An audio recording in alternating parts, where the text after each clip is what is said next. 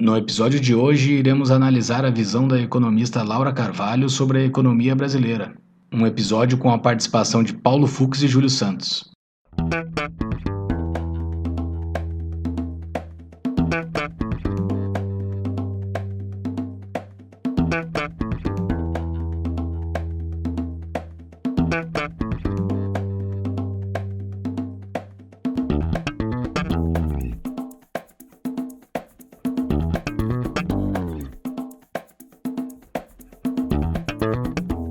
Este é o Tapa da Mão Invisível, podcast destinado àqueles que querem ouvir ideias que abalam sociedades e que não são ditas na mídia tradicional.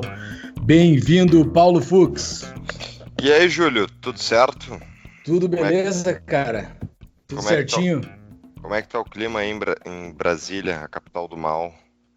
O clima tá fervilhando, né, cara? Mas assim, é o melhor clima que tem. Eu passei alguns dias em Porto Alegre, não há comparação entre o clima de Porto Alegre e o clima de Brasília. Brasília dá tunda em Porto Alegre, com esse clima maravilhoso que tem aqui. Esse calor de Porto Alegre é insuportável. Alguma coisa de útil tinha que ter essa cidade, né?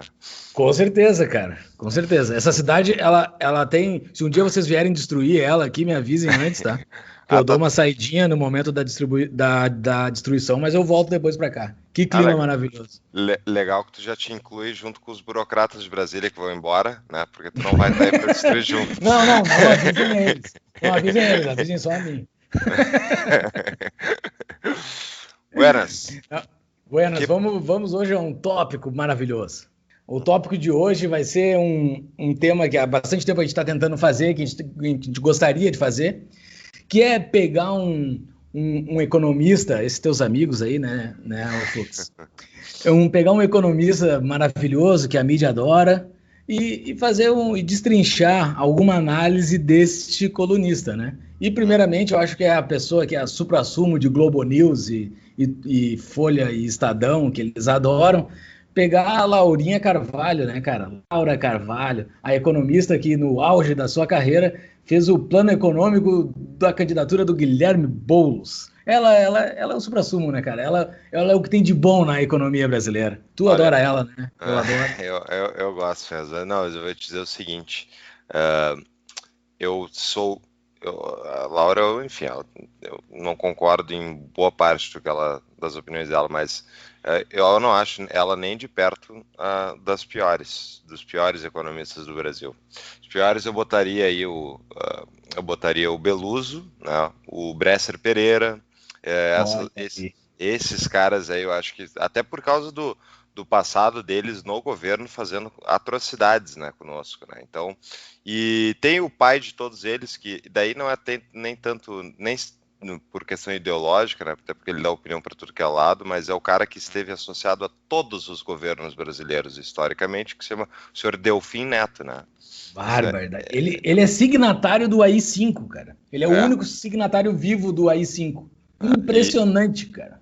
E ele participou de todos, ele deu pitaco em todos os governos brasileiros, desde os governos militares. É impressionante. Impressionante, cara. E daí, assim, os governos pró-constituição ali, que se diziam completamente anti-militar, traziam para dentro do governo o cara que assinou o AI-5, cara. Isso é inimaginável, tu não consegue explicar para um estrangeiro isso. Tu não consegue explicar isso para um brasileiro, mas para um estrangeiro isso é completamente inimaginável, assim. É tu botar a raposa dentro do galinheiro. Mas vamos falar sobre a Laurinha, mas assim, eu concordo contigo, cara, sobre esse negócio da Laurinha não ser tão prejudicial como os demais, né? Porque ela se mostra como uma pessoa extremamente radical, né? A análise dela é bastante radical, ela se posiciona como radical, como ela fazer o plano econômico do Boulos se mostrou completamente radical. Então, o grande problema são esses caras aí que se dizem não ser radical e fazem essas bostas que fazem, que são Bresser e esses outros que tu citou, que até a gente pode fazer futuramente, né? Pegando artigos deles. Eu super pilho, porque o Bresser Pereira, Eu acho um bandido assim nível 007. Então eu acho que era muito justo a gente fazer. Tem uma página de Facebook que eu recomendo para todo mundo aí que se quiserem saber sobre o Bresser. Tem uma página que todo dia pergunta: atingimos o câmbio de equilíbrio hoje, Bresser? E daí responde a página: não. Né? E para quem não sabe o que é câmbio de equilíbrio, é basicamente o câmbio defendido pelo Bresser Pereira, que nem todos esses heterodoxos neodesenvolvimentistas, meio marxistas, keynesianos, eles querem basicamente que a gente pague os R$ 5 para $1 para basicamente conseguir ter uma indústria que exporte alguma coisa para o exterior. Né? E daí, de acordo com eles, é assim que a gente vai se desenvolver. Em compensação, nós ficamos aí tendo que importar insumos a cotação reversa, né? Então a gente tem que gastar R$ 5 para comprar um dólar em insumos americanos, por exemplo, né? Isso também é uma forte causa de subdesenvolvimento. E a Laurinha também defende essas coisas. Vamos falar um pouquinho Defende essas coisas. dela. Não, e até fazendo um link, né, com o episódio número 13, que é que nós citamos o livro do Rothbard, o que o governo fez com o nosso dinheiro. Isso fica bastante claro como essa política ela é maléfica, né? E naquele episódio a gente explica muito bem ali. E isso é tu entregar riqueza, né? Basicamente, tu desvalorizar a tua moeda, tu tá entregando riqueza para o exterior, tu tá rasgando riqueza interna. Só que o político atual não mostra isso, é o que se vê e o que não se vê do Bastiat, né? Mas vamos falar da Laurinha. Só não ia falar que só que esses esses desenvolvimentistas aí, heterodoxos, que acreditam que exportação é o jeito de enriquecer um país, eles lembram muito os mercantilistas, né, que achavam que o país tinha que acumular ouro junto à corte lá, e que não podia estar perdendo divisas para o exterior. Na verdade, isso vai desde um conceito que basicamente eles acreditam em agregados monetários, acreditam que o Estado deve determinar como é que são as relações entre pessoas e empresas de países diferentes, né? Que é uma bobagem completa, ao meu ver. Quem é o governo para dizer? Qual é o governo para dizer o quanto eu posso ou não posso consumir de um bem do exterior? Né? Então, isso tudo vai do jeito daquele dirigismo estatal que a gente estava comentando, né, Júlio? Que é no último episódio, que é tipo, o governo decide de cima para baixo quanto vale a nossa moeda, quanto vale a nossa taxa de câmbio em relação a outros países, o quanto a gente pode ou não pode, então, ter de moeda artificialmente mais desvalorizada, né? Eles decidem basicamente as relações individuais de empresas e pessoas ao redor do mundo com os cidadãos do seu país, né? E isso é totalmente arbitrário, Alguém Não, até fala.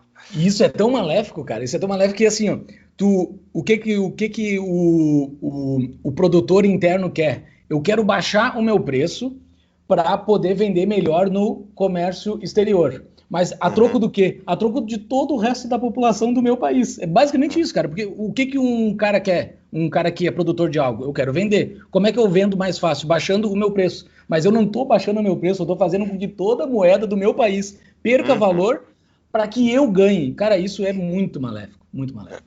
E pensa assim, a gente tudo aqui no Brasil está ganhando em reais, né? Ou seja, na competição global, e na verdade não só na competição, mas no acúmulo de riqueza, que é o que leva justamente a uma baixa da taxa de juros, ou seja, permite investimentos mais sustentáveis de longo prazo a uma taxa de juros mais baixa, né? E isso favorece uma baixa preferência temporal. Eles nos forçam a ganhar em reais ultra desvalorizados e a gente então acumula menos capital comparativamente a outros países, significativamente, todo santo dia. A gente ganha muito menos. E a gente nota especialmente isso ao ir para o exterior, né? Que seja fazer compras e tal, é aquele perrengue, né? Para ver quanto dinheiro a gente vai ter que ter para conseguir consumir que nem um estrangeiro consome. Então a gente está ganhando uma moeda muito podre e é por causa de economistas que nem a Laura Carvalho e outros, né? Que defendem essas atrocidades e imbecilidades, ao meu ver, mas enfim. Então vamos falar um pouquinho da visão da Laurinha, né? Que ela escreveu um livro chamado Valsa Brasileira, né, Júlio? Exato. E daí, no ano de 2018, ela passou em vários veículos de mídia brasileiro, dando uma entrevista explicando o que é esse livro dela, né? E o interessante é que nessas entrevistas, ela citando o livro, ela dá a visão dela de como foi o Brasil de 2003 até 2018. Então, o que a gente vai fazer é a análise dessas entrevistas dela. Eu, particularmente, eu não li o livro, esse Valsa Brasileira. Eu acho que o Fux também não leu, mas Não é li. mais sobre a visão dela, né? Sobre a visão dela que ela deixa bastante claro nessas entrevistas o que aconteceu no Brasil de 2013 até 2018. E tem algumas coisas, né, Fux, que nós estávamos conversando fora do ar antes, que impressionantemente a gente concorda com ela, né? Não sei se a gente Isso é tem que verdade. rever os nossos conceitos, ou talvez ela possa ter acertado.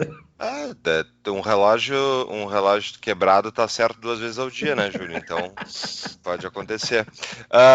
O que acontece é que é muito interessante isso, porque ela lá nessa entrevista que ela deu, tá no YouTube, a gente põe o link no show notes aí, ela mesma fala que, olha só, ela fala que entre 2013 e 2005 o mercado externo fez o Brasil crescer, né? Ela acredita muito na questão das exportações.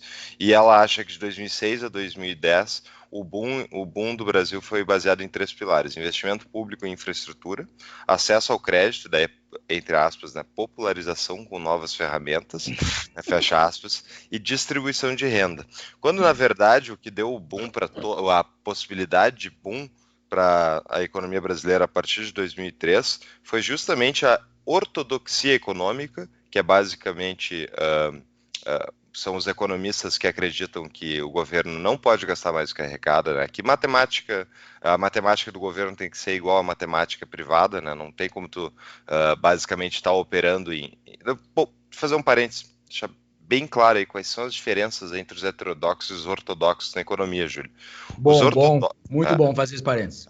Os heterodoxos são baseados mais na linha do John Maynard Keynes, desculpa, Lord John Maynard Keynes, né? Ele era um lord. Ele era Lord, e ele foi o economista que deu todos os subsídios teóricos, né?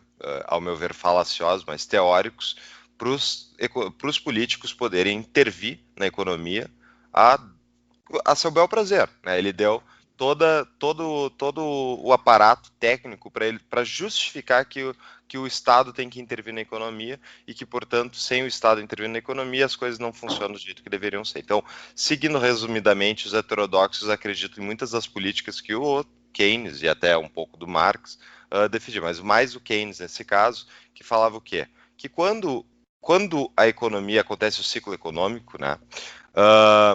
Seja por perda de confiança, seja por, enfim, porque os empresários não estão investindo, ou porque o mercado de consumo está desaquecido, daí, enfim, vai da razão escolhida, mas, principalmente, o que acontece? O governo tem que entrar e agir no sentido de fazer o contraciclo, né? Então, se o ciclo econômico está desacelerando, está entrando em recessão, o governo tem que entrar gastando dinheiro ou imprimindo dinheiro, né? Então daí o gastando dinheiro seria chamado gasto fiscal e o imprimindo dinheiro chamado gasto monetário, né? Então expansão monetária. A expansão monetária acontece do jeito que a gente explicou no episódio 13, ele que é basicamente o governo criando dígitos do zero, colocando na conta dos bancos, enfim, públicos, privados e fazendo uma expansão da oferta monetária, gerando um ciclo inflacionista na economia.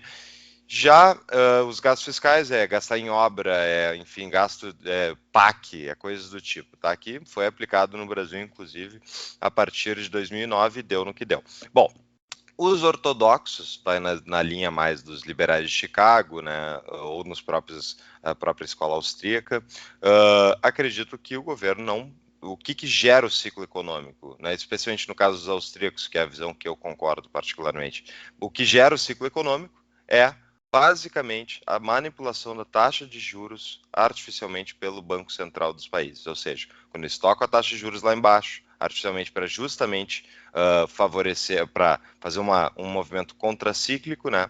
Ele faz uma sequência de malinvestments na economia, ou seja, as pessoas, especialmente as empresas, vão investir acreditando que existe uma expansão monetária, existe uma expansão da economia, que na verdade não está baseada em nenhum fundamento correto, ela é simplesmente uma expansão artificial da base monetária, que a gente já explicou em outros episódios. Isso gera que um bando de investimentos que não eram lucrativos são feitos e, basicamente, então a economia inteira começa a aplicar recursos de forma errônea em projetos que não são sustentáveis. A taxa de lucro deles, a taxa de retorno deles, na verdade, é abaixo da taxa de juros real.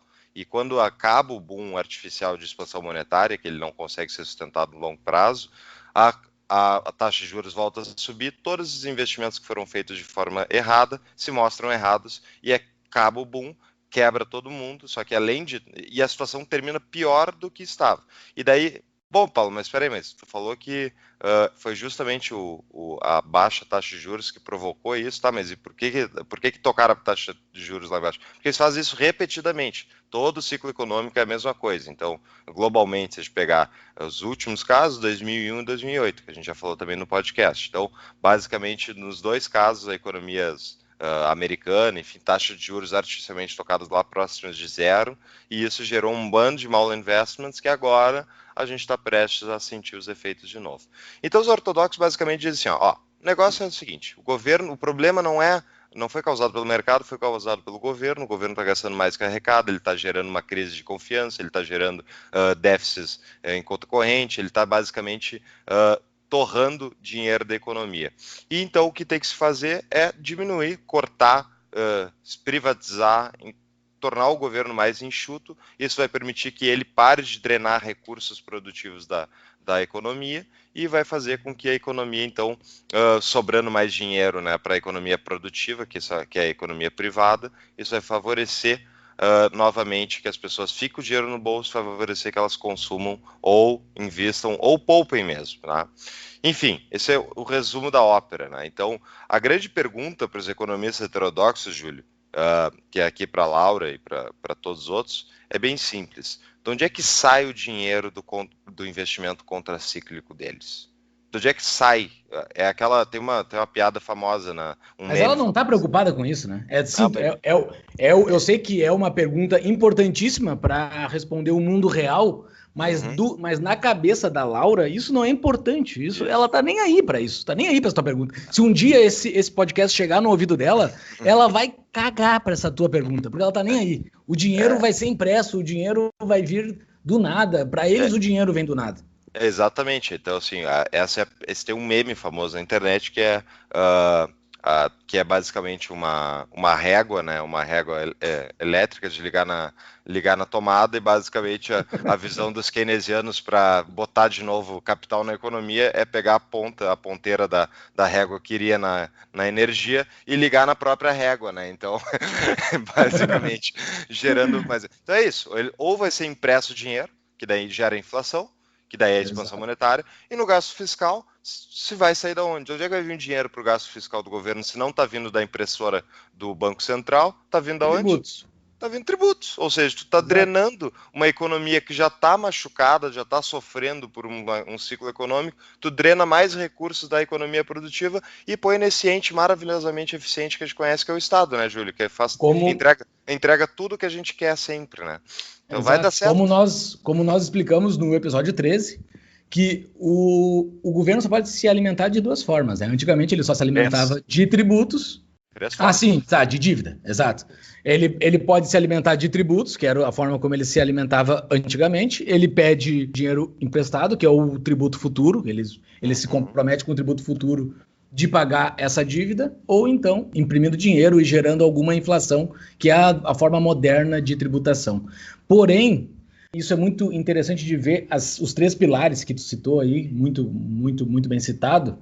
Os três pilares que ela diz que foi o boom da economia brasileira, olha só quais são os três pilares, eu vou repetir o que o Fux disse. Investimento público, acesso ao crédito, a popularização de acesso ao crédito e distribuição de renda. Vocês conseguem ver assim que toda a orientação filosófica dela está formulada que somente o crescimento vem pela mão do Estado. Os três pilares são pela mão do Estado. Não existe nenhuma outra forma do burro da população se virar por conta dele. Não tem como. O povo ele tem que ser tratado como aquele serzinho que precisa ser cuidado a todo momento. Ele tá sempre na mão do governo. Então, como é que foi feito esse grande milagre de 2006 a 2010?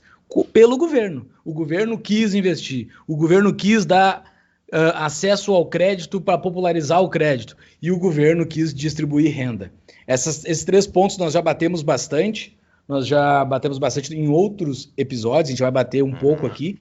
O quão falaciosos são esses 3 pontos. Mas, em episódios anteriores, nós já citamos um artigo que vou citar de novo ele aqui, que é um artigo do Instituto Mises que diz que o Lula deve muito ao Bush, né? O George W. Bush, que foi ele que fez, em consequência, dar esse boom no Brasil nessa era Lula, né? Basicamente porque o que ele fez com o dólar, o que ele fez com a China, o que ele fez no Iraque, gerou, em contrapartida, esse boom e essa entrada absurda de dinheiro no Brasil nessa época. Então, respondendo a tua pergunta, atrelada a esses 3 pilares da Laurinha, quem vai botar dinheiro no Brasil, eu não sei, mas quem botou nesse período foi o comércio exterior. Entrou dinheiro abundantemente. E ela cita até, em alguns pontos ela cita, a matriz de commodities foi favorecida. Ela cita até isso, mas ela não bota isso como importante. Mas não foi só o mercado externo. Na verdade, esse mercado externo, então, né, foi o Bush, por quê? Porque ele, para invadir Afeganistão, Iraque, para sair da crise de 2001, eles fizeram a mesma coisa nos Estados Unidos que eles sempre fizeram no Brasil, que é keynesianismo de quermesse, até diria, que é basicamente expansão. O maior programa estatal de empregos existente no mundo, que eu gosto sempre de citar, é o do Exército Americano, né? E eles expandiram a máquina de defesa americana e não tinha dinheiro para pagar isso com o governo, então eles fizeram déficit incontrovertido, expandiram, basicamente, desvalorizaram o dólar, eles enfraqueceram o dólar, e ao desvalorizar o dólar, então ao desvalorizar uma moeda, o que acontece com a outra moeda que está sendo, enfim, jogada contra ela, digamos, o real nas trocas? Se o dólar foi desvalorizado por iniciativa dos Estados Unidos, o real logo se valorizou. Né? Então, com isso, o Brasil teve um boom de valorização no real. Mas não foi só isso, Júlio. Não, e a desvalorização do dólar, que permitiu, inclusive, o aquecimento, junto com o fenômeno China, do mercado de commodities internacional. E o Brasil se favoreceu muito, porque exporta soja e coisa. Mas não foi a exportação, Júlio. E aí ela também cita que o mercado externo foi, entre 2013 e 2005, cresceu por causa da agenda de exportações. Mas não é por isso a principal razão. Se o Brasil tivesse ficado, ou tivesse aplicado políticas heterodoxas, que nem as que a Laura defende, justamente de investimento público em infraestrutura, acesso ao crédito, ou seja, abre as torneiras do crédito estatal para as pessoas consumirem. Se eles tivessem feito isso tudo em 2003, quando Lula assumiu o governo, tá?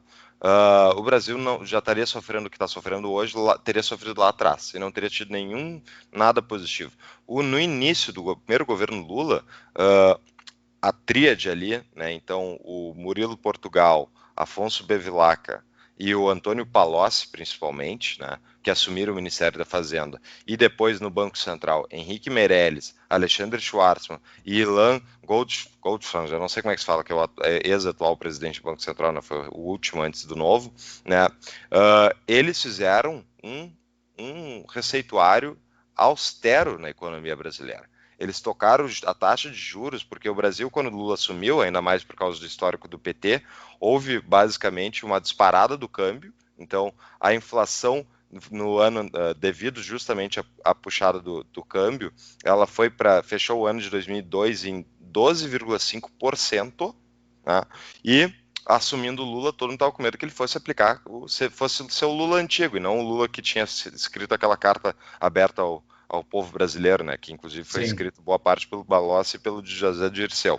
Então, quando esse grupo austero assumiu o Ministério da Fazenda, eles tocaram a taxa de juros lá para 26,50%, ou seja, um choque brutal de aumento da taxa de juros, e isso fez com que basicamente diminuísse o consumo das famílias absurdamente, e os investimentos também, inclusive, foram cair, mas eles fizeram isso para justamente dar um choque na inflação, né, porque a inflação, pensa no Brasil da época inflacionista, né, lá dos anos 80, anos 90, quando a taxa de inflação é muito alta, as pessoas correm para o consumo, né? Porque não vale a pena tu ficar segurando dinheiro, porque o dinheiro não vale mais nada. Então as pessoas Sim. consomem.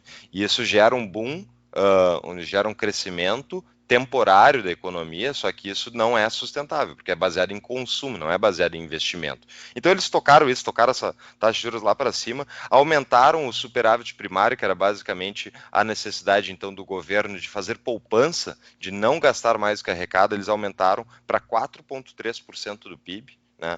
E eles, Isso é inacreditável, né, cara? sim, eles fizeram Isso um é choque. inacreditável. Tu olha com a visão do Uhum. Lula pré-eleição lá de 2002 e tu não acredita que ele ia fazer isso e ele fez, né, cara? No É. início do governo, ele fez isso.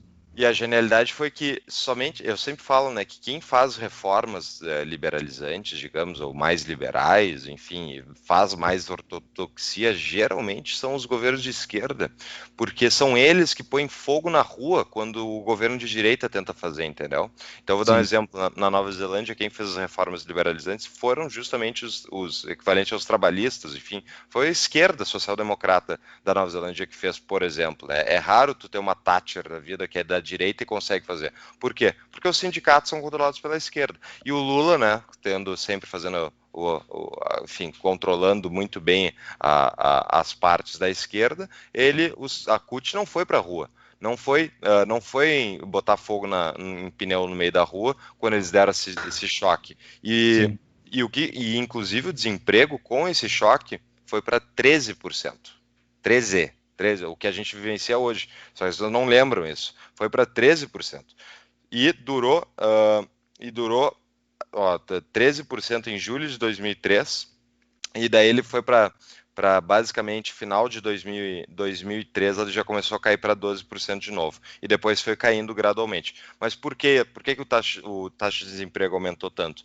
Porque o choque foi no consumo, aumentou a taxa de juros, aumentou basicamente, diminuiu, inclusive isso desincentiva também os próprios investimentos e favorece que as pessoas guardem dinheiro, né? E o que aconteceu foi que basicamente o governo, fazendo a poupança, sinalizou que estava sendo respeitoso, que ele não ia esquerdar, que ele não ia enlouquecer. E, portanto, isso tornou o ambiente de negócios e o ambiente de negócios mais propício. Por quê? Porque esse governo não vai enlouquecer, esse governo quer fazer poupança, ele não quer endividar o país, ele não quer imprimir moeda. Esse país pode ser interessante se investir. Esse choque, então, afeta o consumo no primeiro momento, faz a economia sangrar um pouco, mas no médio e longo prazo ele acertou o dinamismo macroeconômico para basicamente favorecer que dinheiro voltasse a entrar no Brasil para investimentos de longo prazo, porque se a economia, e aí que está a questão, uma das coisas que a Laura não cita, mas as pessoas, investidores, empresários, né, desde o cara que vai comprar um mercadinho, qualquer coisa, um exemplo recente agora com a própria eleição do Bolsonaro, os empresários estavam tudo segurando o investimento, porque ninguém sabia o que ia acontecer com o país. Tu não vai investir numa máquina, tu não vai investir em mais funcionários, em expansão da tua loja, ou enfim, abrir um novo negócio, se tu acha que a economia vai piorar, é simplesmente lógico. Então, se tu Sim. não sabe, a incerteza é o principal fator aí que tem que ser ressaltado. E o que o choque ortodoxo do primeiro governo Lula fez foi aumentar a certeza, a confiança dos consumidores e dos investidores, dos empresários na economia. E foi justamente isso, por quê? Porque o governo saiu de cena no sentido de que ele era antes o problema e ele passou a não ser mais o problema. Isso então favorece. Desculpa, tem mais um fator, eu já queria te passar a palavra, Júlio, que é a alta taxa de desemprego toca para fora do mercado formal não só pessoas com baixa qualificação, mas também pessoas com qualificação mais elevada. E isso favorece com que, então, basicamente, tu fez um crunch, né? Tu apertou a economia, tem alta taxa de desemprego, mas basicamente as contas do governo estão em dia, não está imprimindo, não está inflacionando. Isso favorece que quando agora está tudo certo, as pessoas viram que o governo não vai fazer merda e elas voltam a investir, tem muita mão de obra disponível qualificada, tem muita gente para tu contratar, para que está disponível no mercado. Os salários estão baixos, porque tem muita disputa por emprego. E isso favorece com que tu tenha de novo um boom de investimentos. Os investimentos ficam, entre aspas, aí, mais baratos do que seriam num momento quando a economia está aquecida mesmo que artificialmente, entende? E isso foi o principal fator para o Brasil, a partir de 2003, com esse crunch, 2004 em diante, ele começar a decolar, entendeu? E uma das coisas que baseou justamente a decolagem brasileira foi o aumento do crédito. Por quê? O Brasil não tem poupança interna. Se tu não tem poupança interna, qual é o jeito que tu usa para tu conseguir aumentar o investimento na economia, para tu aumentar, inclusive, o consumo e tal? É se tu não tem capital acumulado. É o crédito. É o crédito. Só que nenhum banco vai abrir as torneiras do crédito se a economia está incerta, se o governo não sinaliza que ele vai respeitar contratos, que ele não vai ser interventor. Então foi basicamente com o bom relacionamento governo-mercado, os empresários ficaram mais tranquilos e o governo não estava gastando mais do que arrecadava, estava sinalizando bons indicadores macroeconômicos, e isso favoreceu que os créditos privados e até os estatais fossem gradualmente aumentando o crédito na economia. E isso permitiu um boom de crescimento. Cara, é impressionante a visão econômica do Paulo Fux. Não Ainda é bem que nós temos um economista. Não, mas um economista que eu falei, agora eu tô pedindo desculpa publicamente, porque eu falei tão mal de economista nos últimos episódios e agora o Fux deu uma visão completamente, um overview, assim, deu um panorama completo do que ocorreu no Brasil nesse período. Eu, com a minha visão simplista, estava falando, não, isso aí foi o mercado internacional só, e foi isso o que aconteceu com o Brasil no período. Não, teve várias outras nuances. Porém, eu sou administrador e eu sou o cara simplista. Eu vejo as coisas sempre de uma forma extremamente simplista. O que aconteceu no Brasil que deu essa confiança para o Brasil ser algo de confiança para o mundo foi a quantidade de reservas que o Brasil sentou em cima nesse período e sentou em cima. Ele não se desfez dessas reservas. E eu acho que isso, para quem, quando tu olha de fora um país, principalmente um país eco, porque para quem olha, quem tá de fora do Brasil, o Brasil é um país eco, assim. Talvez agora consiga ter algum protagonismo, mas eu acho que não. Para eles é um país eco. Como é que eu vou confiar nesse cara? Como é que eu vou botar dinheiro lá dentro, sendo que eu vou estar comprado em real? Qualquer coisa que tu faça dentro do Brasil, tu não consegue ter uma certeza de que eu vou conseguir transformar isso em dólar depois. Não, eu tô comprado em real. Nesse período de 2007, ali, passou 2007 até 2009, o dinheiro que entrou no Brasil, porque, que nem o Fux falou muito bem, em 2003 até 2005 ali, os caras não estavam confiando bem no Brasil. Mas em 2007 até 2009, dá uma enxurrada de dólar entrando para o Brasil e o Banco Central segura esse dólar. Segura e transforma tudo em reserva internacional. E isso dá uma validade absurda, ao meu ver, sobre o que um estrangeiro olha o Brasil de fora. As reservas do Brasil, antes de 2007, era 60, 70 bilhões de dólares. Isso era há muito tempo, sempre em torno de 40 e 70 bilhões de dólares, há muito tempo. Daí passa 2007, as reservas internacionais do Brasil, em 2009, chegam a 200 bilhões de dólares. Daí depois dá o segundo boom ali, de 2010 a 2011, passa de 300 bilhões de dólares, e desde 2013 até hoje, nós estamos em 360 bilhões de dólares, mantendo esse lastro. O Brasil possui um lastro, ao meu ver, que são as reservas internacionais. Por isso que os caras acreditaram no Brasil, por isso que os caras meteram dinheiro dentro do Brasil, e esse dinheiro que foi metido dentro do Brasil foi segurado pelo Banco Central. Não, aqui, ó, se um dia vocês quiserem tirar o dinheiro de vocês daqui, eu vou ter uma garantia de que esse dinheiro de vocês vai virar dólar.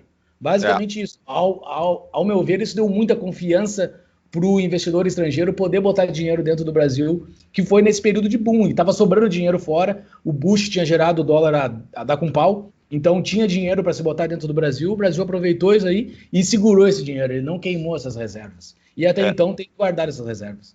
Não, perfeito, isso aí dá o colchão mesmo, é o chamado colchão, como é que chama? Colchão de Putz, É esqueci o lá, mas é um termo. colchão de confiança, acaba sendo um O colchão colchão de de confiança. confiança, exato, que são um colchão de reservas externas, basicamente. E isso também previne que o Brasil seja alvo de ataque especulativo contra a sua moeda, né? Inclusive o governo tem mais margem de manobra de manipular o câmbio se tu está sentado em reservas fortes, grandes reservas de moeda internacional, tu consegue manipular o câmbio sem ficar alvo de ataque especulativo de pessoas que nem o George Soros, né? Bom, Exato. E passou todos esses anos e o Brasil não Uhum, queimou as suas reservas, né? A gente passou por essa isso. baita crise, 2015 e 2016 ainda não queimou essas reservas. Então, aparentemente, a gente vai conseguir chegar bem no outro lado. Mas a Laurinha segue a Uhum, explicação dela, né? A uhum. Laurinha passa 2010, então o boom dela foi esses 3 pilares governamentais, que o governo fez esse boom todo, né? Nossa, a população, a gente não tem nenhum crédito nisso, foi o governo, foi o Deus Lula que fez isso. Porém, de 2011 a 2014, a economia começa a patinar. Ela diz que a Uhum. economia patina, né? E a política macroeconômica muda, né? Buscando favorecer a indústria interna. E daí ela bota um capítulo no livro dela e ela tenta emplacar um termo, né? Agenda Fiesp, né? E daí, por Uhum. quê? O Lula sai, né? 2010, entra a Dilma, e a Dilma, tendo uma eleição extremamente fraca, ela precisa comprar os empresários, ela precisa agradar os empresários, precisa dar lucro para os empresários da Fiesp. Como é que ela faz isso? Ela faz agradando eles, né? Começa a fazer a agenda da Fiesp. E daí toda a narrativa dela é sempre essa ladainha de população versus o capital, população versus capital. Porque daí o Estado para de intervir na população, o Estado para de fazer a vontade do povo e o Estado é capturado pela agenda Fiesp, ele é capturado pelos maus, pelos capitalistas, e que não deixa de ser verdade, né? Porque isso aí é o crônico capitalismo, né? Não deixa de ser, é um capitalismo Uhum. de compadre, isso é verdade, mas não é capitalismo, é uma outra coisa. Isso é o Estado se aproximando do capitalismo, é o capitalismo se aproveitando do Estado. E daí, porque tem Estado poderoso o suficiente para fazer o bem desses grandes capitais. E Uhum. daí ela diz que dá essa guinada, né? Em 2011, a Dilma, coitadinha, refém dos grandes de capital, começa a falar mal, começa a fazer o que ela não queria, né? Que era contra o bem do povo, que era contra a distribuição de renda, que era o sonho dela, que é de um país que é o paraíso na Terra, né? Mas é importante citar que a partir do que houve, né, obviamente em 2008 acontece a crise global, né? E a crise global ela vem afetar o Brasil. O Brasil então tá entrando dinheiro, já tá numa taxa de crescimento cada vez melhor, tá melhorando a economia por causa daqueles fatores que foram plantados desde 2003, no primeiro Ela governo cita Lula. pouco, né? A É, crise global, ela não cita em uhum, nenhuma das entrevistas que eu é. li. O que acontece é que, a partir da crise global, justamente a economia brasileira, assim como todas, acontece uma desaceleração, porque o mercado entra em crise globalmente, e a própria China também sofre os efeitos disso, e diminui, por exemplo, o boom das commodities e outros fatores do tipo. E no Brasil, começa o início o grande erro do PT, que foi justamente abandonar essa entre aspas, ortodoxia econômica, né? E por que aspas, né? Porque ortodoxia de verdade seria o PT ter cortado vendidas estatais, ter cortado o gasto público, ter fechado um monte de ministérios, diminuído a interferência do governo federal no Brasil e basicamente liberado o capital privado para as mãos das pessoas. Isso favoreceria que a gente formasse poupança interna e tivesse um crescimento sustentável de longo prazo, não baseado em crédito, mas sim baseado em poupança, porque crédito uma hora tem que pagar ele, né? Então, não, a austeridade, entre aspas, do governo Lula foi basicamente não gastar mais do que arrecadar e sinalizar para o mercado que ia respeitar contratos. Mas o que eu ia comentar é que a partir de 2007, o crédito estatal brasileiro, a Caixa Econômica Federal e Banco do Brasil majoritariamente, mas o próprio BNDES, eles não eram um motor do crédito que estava sendo oferecido. Eles estavam lá juntos, mas era o crédito privado junto com eles. E a partir de 2007, o crédito estatal começa na nova matriz econômica da nossa querida Dilma Rousseff, Não fala mal dela. e os outros imbecis que estavam lá com ela, eles começam a fazer o quê? Justamente para fazer um contraciclo em relação à desaceleração da economia por causa da crise global. A partir de 2007, 2008, eles começam a exponencializar o crédito estatal. E o crédito estatal acontece finalmente uma inversão, isso acontece desde 2007, 2008, mas a inversão em relação ao crédito privado acontece ali em meados de 2012, 2013, que é quando finalmente o crédito estatal passa o crédito privado na quantidade de financiamentos e ele passa a ser, então, um motor para o governo do chamada indução de crescimento, que eles acreditam que, então, basicamente, liberando as comportas de crédito estatal, e era um crédito direcionado, né, onde os bancos emprestavam a uma taxa de juros abaixo da taxa de mercado, da taxa de Selic, por exemplo, né? E isso favorecia, então, booms específicos. Então, a gente sofreu aqui no Brasil o boom do mercado imobiliário e outros do tipo de carros, né? Teve tudo isso, foram créditos. Lembra que tinha lá o crédito, eu não me lembro o nome do programa, mas basicamente o governo federal abriu um programa de emprestar crédito para carros privados, para comprar carros, por exemplo. Exato. Crédito para caixa agora, tu pode comprar apartamento, então o O apartamento crédito para os subsidiado. caminhoneiros que gerou a crise dos caminhoneiros, né? Que deu um Boa boom. lembrança. Deu um boom de caminhão em tudo que é canto, os freteiros juraram que era a independência deles, os coitados se deram mal, porque todo mundo virou freteiro e quando viu o preço do frete despencou, né? Exatamente. Então, isso tudo gera, de novo, um boom artificial de curto prazo. Isso fez com que o Brasil, então, mesmo durante a crise, esse contraciclo, ele fez exatamente aquilo que ele se propunha fazer. Ele manteve a taxa de crescimento do Brasil, manteve o Brasil numa economia aparentemente saudável, e inclusive foi capa da The Economist, aquela capa famosa que é o Cristo Redentor decolando, né? Porque os caras da Economist são uns bandos de imbecis, mesmo que não foram olhar os fundamentos do crescimento brasileiro. Então, eles falam, Brasil, olha só, o Brasil é imune à crise, né? E lembra o Lula, marolinha, né? Ele serviu para eleger o poste dele e basicamente o PT continuou no poder. Mas, como todo sonho mágico de verão, que não é baseado na realidade, uma hora acaba o dinheiro dos outros, acabou o crédito, porque esse crédito é baseado em quê? Expansão monetária, em aumento de impostos e coisas do tipo, embora aí a Laurinha tá parcialmente correta, ao meu ver, Júlio. A agenda Fiesp, né, que ela cita.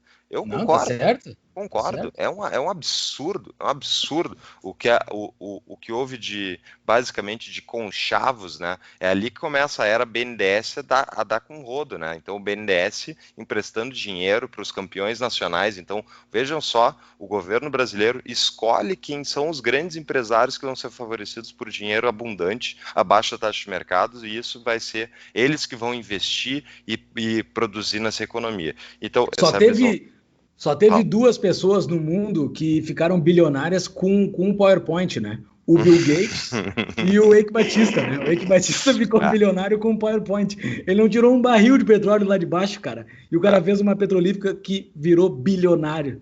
Cara, essa era foi crítica, e isso era capitalismo, né? E isso era dito na mídia que isso era capitalismo. Isso não tem nada de capitalismo, isso é compadrio, isso é os amigos do rei se beneficiando do poder do rei. Exatamente, Cara, perfeito. É exatamente isso. Isso é, enfim, é o pior dos cenários, né? Então, o capitalismo em vez de capitalismo de mercado, tem capitalismo de Estado, né? Que o Estado determina quem é que vai competir, quem é que vai ganhar dinheiro. Mas, resumidamente, a gente tem uma situação que acontece que a partir de 2012 a inadimplência começa a subir. Né? Então, por quê? Porque acaba o boom artificial que o governo estava favorecendo. Imagina, se tu faz E só um parênteses, né? Só um parênteses. O que o Fux está falando não é a visão da Laura, né? Toda essa aula que a gente está tendo do Fux aqui, gratuita. Essa aula é gratuita, pessoal. Espalhem para todo mundo. Não, mas tu está explicando muito bem. Essa aula que a gente está ganhando do Fux aqui não é a visão da Laura, né? Eu estou falando a visão da Laura e o Fux está dizendo o que aconteceu de fato. Escutem. Então, basicamente, a inadimplência em 2012 começa a subir, né, porque as pessoas já estão, digamos, houve um favorecimento por endividamento através do crédito estatal direcionado desse tipo, compra carro, compra linha branca de eletrodomésticos, compra imóveis, né, uma hora chega que as pessoas não têm mais, as pessoas nem com capacidade de se endividarem mais nisso. E daí acaba o boom, a inadimplência começa a subir, os bancos privados jogam a toalha, né? Então eles largam de mão essa parte de ter, enfim, eles começam a contrair o crédito, ou seja, por quê? Porque conforme aumenta a inadimplência, lembrando que a gente falou no episódio 13, né, devido ao fato dos bancos trabalharem com dinheiro muito além do que eles têm depositados, qualquer risco de inadimplência, eles não conseguirem pagar os correntistas atuais e, basicamente, haver uma corrida bancária, né, para justamente fazer os saques em cima do banco. Então, eles começam a cortar os empréstimos porque a inadimplência começou a subir. E então, basicamente, só tem o crédito estatal agora no mercado. Então, acontece a estatização do crédito no Brasil, né? E o setor automotivo, o setor imobiliário, no longo prazo, ao longo dos anos, eles começam a sofrer os efeitos, né? Então, imagina assim, a quantidade de pessoas que começou a comprar imóveis utilizando-se do crédito farto que tinha na Caixa, acabou o número de pessoas que poderiam fazer esse endividamento. Só que abriram-se um monte de imobiliários, compraram-se um monte de terreno, se contratou um monte de mão de obra, se fez um monte de coisa que agora não tem mais o que fazer, porque agora eles não têm mais gente para ficar comprando imóvel com crédito subsidiado. E daí o que acontece? Todos aqueles recursos ficam ociosos. E isso gera o quê? Uma quebradeira geral. Não só no Mas essa quebradeira geral cai para a população, cai só para ralé. Porque assim, eu me lembro que eu estava em Porto Alegre na época que estourou a crise, daí em Porto Alegre tem uma grande montadora do lado ali, que é a GM, e daí a GM não podia absorver todo esse prejuízo do monte de carro que ela produziu, né? Isso tinha que ser repassado. Então, como ela produziu um caminhão de carro, ela produziu muito carro que não foi vendido e ela não ia baixar o preço do carro para se desfazer dos estoques, ela começou a arrendar terras na volta de Porto Alegre para colocar carros. Daí tu passava pela estrada assim, tinha um lugar que antes era uma fazenda, era um mar de carro, tudo parado ali, só para a GM não vender, só para eles não baixar o preço do carro, só para não dar reflexo na economia de que era crise, entendeu? E eles não repassaram o preço para a população. Então, isso, quando a crise se instaura, a coisa fica mais feia ainda para o coitado que está embaixo. O coitado que está embaixo só toma. É um círculo vicioso, né? Então, quando tu chegou ao limite de expansão de crédito artificial, as pessoas não conseguem mais consumir utilizando-se de crédito, o Brasil inteiro, e isso foi uma das coisas que favoreceu o primeiro governo Lula, a taxa de endividamento do brasileiro era baixa quando eles assumiram o governo, sinalizando positivamente o mercado que eles não iam se enlouquecer. Isso favoreceu que o crédito expandisse e que as pessoas tomassem crédito sem medo, né? Porque acreditavam no que iam conseguir pagar. Conforme a situação se deteriora, acontece o inverso, as pessoas começam a tentar tirar empréstimos, os bancos não querem mais emprestar, mas os bancos públicos ainda conseguiam, por causa de ordem política, emprestar, só que no longo prazo as pessoas não vão conseguir pagar essas dívidas porque o boom era artificial, né? O crescimento era artificial. Enfim, essa nova... Fala. E daí, chega como a Dilma, coitadinha, teve que aderir à agenda Fiesp, porque ela ficou refém, né, da agenda Fiesp, coitadinha. Daí, a agenda Fiesp, ela é para causar o mal, né? Ela é para gerar crise, e a crise veio. E daí a Dilma ficou completamente agarrada nisso. Ela teve que fazer o quê? Teve que fazer a agenda da oposição, que a Laurinha disse. Ela fez a agenda da oposição. O que a oposição, que é má e é contra a esquerda, quer? Ela quer redução do investimento público, ela quer queda dos salários via o quê? Via aumento de desemprego. Ela deixa isso muito claro, cara, impressionante. Ela deixa claro isso nas entrevistas, que a Dilma, ela adere à força da oposição. Cara, é uma narrativa só que é contra o bom versus o mal, o tempo todo. Ela faz um roteiro econômico com vários acertos no meio, mas ela é sempre o bom versus o mal, E sendo que boa parte desse mal que ela diz que é o mal de fato mesmo, essa agenda Fiesp, essa porcaria aí. Mas ela diz que o mal é o que é? O contra a esquerda. Baixar o salário, tudo que é contra a esquerda, que é baixar o salário e aumentar o desemprego. Toda a queda de salário vai vir via aumento de desemprego. E daí isso é o suprassumo, e daí é aí que a Dilma cai, e é aí que a oposição vence. E essa narrativa que ela chega e ela fica usando a palavra presidenta o tempo todo, usando aquela palavra presidenta, que vai poluindo aquela narrativa que nos traz até o tempo atual, né? Ela nos larga na boca do inferno, praticamente, né? Que é onde nós chegamos agora. Mas mostra que isso mostra o completo desprendimento da realidade dela, né? Porque o Joaquim Levy, que foi justamente o ministro da Fazenda indicado pelo Lula, né, para Dilma botar no Ministério da Fazenda pós vitória para o segundo turno, após o início do segundo mandato dela, o Joaquim Levy, sim, um cara que teve lá no início do governo Lula, no primeiro mandato, e era um cara mais austero, abre aspas, fecha aspas, né? Ele seria para ele tentar de novo montar o time. Queriam botar o Meirelles de novo, mas o Meirelles não é tão burro que nem o Levy, não quis ir para o Banco Central de novo, mas basicamente eles queriam repetir. O Lula queria que fosse repetido o que foi feito no primeiro governo Lula no segundo mandato Dilma. No entanto, o Levy não conseguiu aplicar porcaria nenhuma.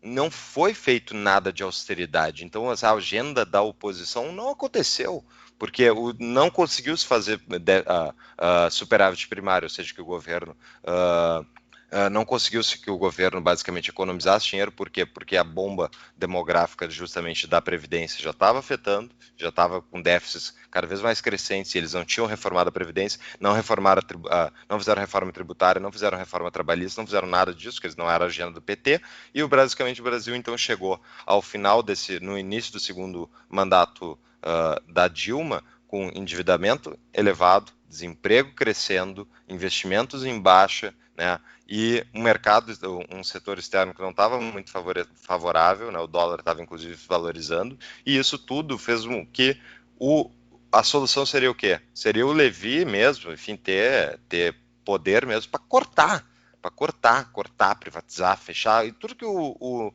Paulo Guedes quer fazer hoje tinha que ter sido feito, sempre tinha que ter sido feito no Brasil, e não foi feito. Então, o Levy não conseguiu aplicar nada disso. Inclusive, por quê? Porque a própria Dilma não concordava. A Dilma, que foi a mentora do Nova Matriz Econômica, dessa bobagem completa, e tinha um outro cara no Ministério do Planejamento, chamado Nelson Barbosa, que inclusive, né, Júlia, a gente tem que fazer um episódio sobre todas as atrocidades já defendidas por esse homem. Então, esse cara era um cara que era junto com a Dilma e com Arno Agustin, ex-secretário da Fazenda. O que é ele hoje, é ex-secretário. Não, eu já chuto. Ele é ex-secretário do governo Olívio Dutra, no primeiro mandato de governador que o PT ganhou no Rio Grande do Sul, né? Exterminador de futuro, é conhecido no Rio Grande do Sul. Olívio Dutra é o exterminador de futuro. Exatamente, um débil completo. E esse cara, junto com o Nelson Barbosa e a Dilma, estavam num perrengue contra o Joaquim Levy no Ministério da Fazenda. Então, um lado do governo querendo aumentar endividamento, fazer de novo política contracíclica, só que sem ter mais nada de endividamento possível para conseguir realizar isso, né? E tendo um problema de querer imprimir moeda, mas uma parte do governo não quer, que era a parte que segurava o Ministério da Fazenda. Essa queda de braço, basicamente, durou até o Levy encher o saco e pular da barca. Quando ele pula da barca, sobra o governo para Dilma, mas ele não conseguiu aplicar nada. O Brasil não teve austeridade, então a agenda econômica da oposição, ao contrário do que a Laura disse, não foi aplicada, e basicamente cai a Dilma por causa de todas as atrocidades econômicas que ela cometeu, ao meu ver, que levaram a um desemprego em massa gigantesco de 13 milhões de pessoas. Isso é o que o PT nos entregou, né? Então, a Laura, de novo, ela acerta em algumas coisas, que ela fala o negócio da Fiesp e tal, mas de forma geral ela está completamente equivocada, porque a discordância básica dela para economistas ortodoxos é o quê? É o que gera. O que gera riqueza? O que gera desenvolvimento? Né? Então, o que a Laura erra, para mim, é pensar num teatro, né? Pensa num teatro, assim. Ela acerta em algumas atuações, mas o cenário atrás está todo errado. Toda a narrativa, toda a construção filosófica dela está completamente errada. Daí tu vê a solução, né? No fim das entrevistas, alguém pergunta sobre a solução, né? O que é a solução para essa bronca que a gente está enfrentando? Ela diz que a economia brasileira tem que estar protegida contra impactos externos, que para mim não Tá faz certo. sentido nenhum. Não, mas ela Não, quer, tá certo. ela quer fechar o Brasil. Não. Isso que ela quer fechar o Brasil. É que desculpa, ela fala nesse sentido, eu falo no sentido de proteger, de sim, ter um colchão, por exemplo, de reservas internacionais, coisas do tipo, mas não fechamento, é justamente o contrário. Abertura comercial, maior integração global com mercados globais é que favorece justamente aumentos de produtividade, importações a um preço mais baixo, né? Ainda mais se tu tiver uma moeda mais forte, e é aí que está a principal diferença entre economistas heterodoxos e ortodoxos, é o que tem que ser feito com o câmbio, né? Eu, particularmente, acho que tem que ser voluntário, as pessoas não, o governo não cabe ele decidir qual é o câmbio que vai ser aplicado, ou seja, faz free banking, libera a moeda para cada um usar que moeda quiser. Bom, isso até podemos fazer um episódio mais específico, né, porque é uma coisa, um assunto mais complexo, mas não tem problema se o câmbio, se a moeda, o real valorizar.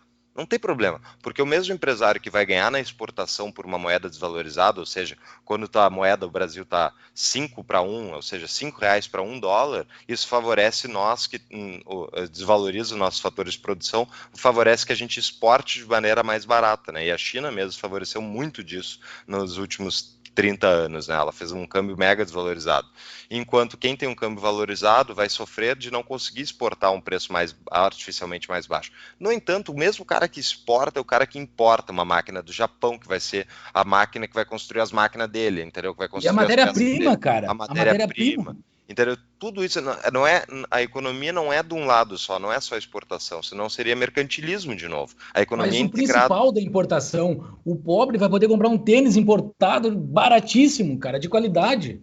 Sabe? O Exatamente. cara vai ter acesso a produtos do mundo todo, tá o mundo todo querendo vender para ele, só que ele não tem acesso porque a moeda dele é uma porcaria.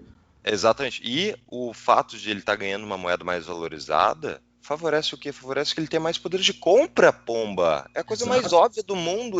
O dinheiro dele vale mais. Vale O mais isso aí. salário dele tá Né? vindo por uma moeda forte e ele tá Isso. comprando de fora as moedas fracas que são oferecidas pelo mundo. Isso é ótimo para ele, cara. Também, mas ele também, isso é perfeito, um ótimo ponto, mas ele também vai comprar, inclusive, das próprias indústrias nacionais. Isso é o que o Guedes falou, que uma das coisas que o Guedes falou, que está certíssimo, que é vou salvar os industriais nacionais deles mesmos, né? Quando ele falou isso, que é isso, eles estão viciados em baixa moeda desvalorizada artificialmente para favorecer exportações, e eles acham que se aumentar, valorizar, a ideia, a agenda Fiesp, é o medo da Fiesp, imagina se valorizar o câmbio, eles não vão conseguir exportar mais e daí vão ficar presos nesse mercado interno podre. Não, mas tem um outro lado, o mercado interno vai ficar mais forte porque a moeda vai estar valendo mais na mão de quem consome aqui no Brasil também. E vai É, favorecer eles. uma das Entendeu? Só coisas que... que a Laurinha fala de solução ali, da indústria interna forte, redução da dependência de commodities.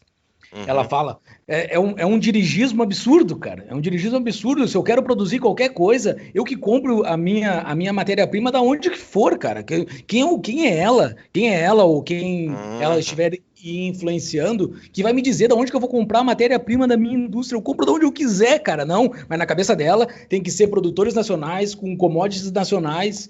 É fechamento de mercado, cara. Ela não Ela, quer nem commodities, né, Júlio? Ela quer que a gente tenha. Os heterodoxos odeiam que o Brasil exporte só soja enfim, cabeça de porque a gado e tal. gente vende soja e compra computador. Mas vamos catar Isso. coquinho, cara. Sim, mas é só uma questão da taxa, de quanto está vendendo de cada Exato, lado, entendeu? exato, cara. É uma coisa óbvia. Então, enfim, E ele. a última coisa que ela fala é a reforma tributária, né? Nossa, ela quer reforma tributária, top, ela tá com a gente. Não tá, não.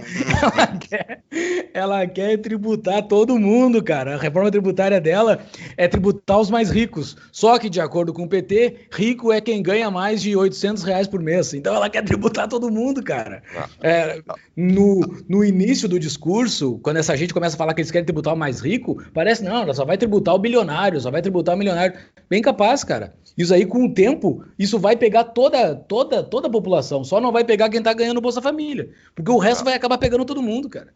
O que É tu uma faz com insanidade. o básico, que daí é a discordância com ela, né? E vamos caminhando para a nossa ferramenta, então por causa da nossa 1 hora, o governo, ao tributar, e basicamente ele desperdiça muitos recursos, que ele é mega ineficiente, porque ele não tem os incentivos corretos para gastar, enfim, para investir das maneiras apropriadas, ele não tem teste de mercado para, basicamente, para os investimentos dele, né?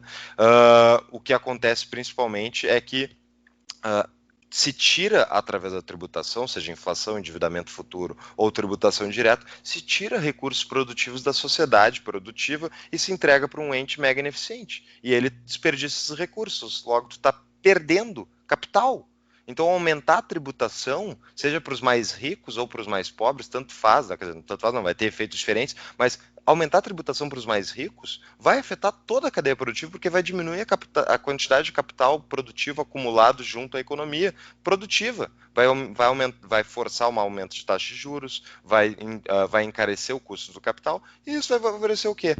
Uma desaceleração de investimentos. Porque, para encerrar aqui a minha última frase, Júlio, é dizer assim, o que permite que uma economia se desenvolva, né? Acúmulo de capital privado. Se o pobre conseguir guardar dinheiro todo mês, ele vai conseguir botar o filho dele numa escola melhor, ele vai poder consumir um custo numa própria consulta médica direto, e não vai ficar meses numa fila no SUS, ele vai conseguir pagar uma consulta privada e ser atendido e resolver um problema dele, não morrer, não ter uma debilidade maior, né? No episódio que nós falamos sobre saúde pública, a gente explica isso muito bem ali. O Gustavo explicou muito bem isso. E fora isso, ele vai guardar dinheiro e vai, quem sabe, deixar um pouquinho de dinheiro para os filhos dele. Basicamente, se a gente olhar, cada um de nós for olhar a história da nossa família, foi justamente a poupança interna feita pelos nossos avós, ou bisavós, ou nossos pais, que favoreceu que eles conseguissem dar um sustento melhor, um início de vida melhor para os seus filhos. Não tem mágica. Exato. Entendeu? Então não tem mágica, cara. É só isso, é só acúmulo de riqueza que gera... Só que se o governo está tributando esse acúmulo de riqueza cada vez mais e depois ainda mete um imposto sobre herança, isso diminui o capital acumulado e faz com que a sociedade fique mais pobre. E logo o teu filho vai ter menos condições porque o governo pegou esse dinheiro e gastou com a agenda fiasco. Daí vai te enlouquecer, não tem como dar certo. Cara, se o governo tivesse gasto esse dinheiro com o Bolsa Família, a gente não estaria fazendo esse episódio, cara. Porque o Bolsa Família não foi nada perto dessa agenda fiasco. É verdade. Não foi nada. Até tanto é que a gente nem bateu nisso. Ela nem fala, ela fala sobre a distribuição de riqueza, que foi algo, a redução de desigualdades via Bolsa Família, ela cita isso bastante, mas a gente nem bateu nisso porque isso não foi o grande problema desse período. O grande problema foi ele abrir essa torneira para os ricos, assim, né? Foi um negócio absurdo. Mas, encerrando, então, acho que a gente fez uma análise boa sobre a Laurinha. Talvez a gente possa falar bastante sobre a Laurinha no futuro, ou outros economistas também. Se o pessoal gostar desse episódio de análise dos economistas mainstream brasileiro. Ela não é mainstream, tá? Mainstream ela é heterodoxa. Mainstream geralmente remete mais para quem é ortodoxo, tá? Mas sim, no Brasil ela é a mainstream, sim, porque a maioria dos economistas brasileiros são heterodoxos.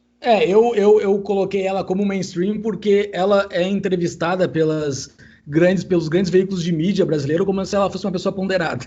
Basicamente, ela deveria ser, ela pode ser entrevistada, eu não quero que pessoas fiquem sem a sua voz, mas ela, no momento que for entrevistada, ela tem que ser entrevistada como uma pessoa radical. Ela é uma radical de esquerda, ela tem que ser entrevistada como uma radical de esquerda. Ela não é meio termo, essas ideias dela não são meio termo, nem aqui, mas não, na China é.